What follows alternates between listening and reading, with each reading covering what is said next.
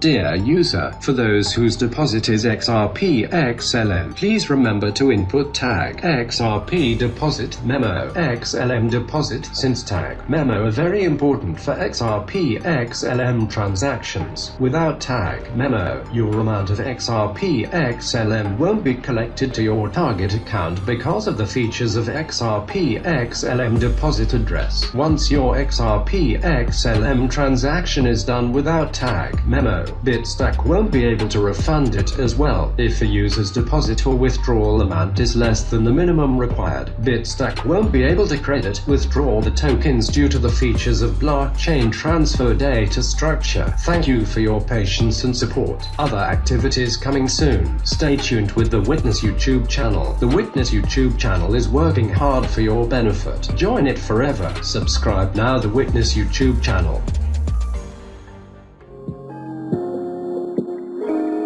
Please subscribe the channel The Witness and like the video.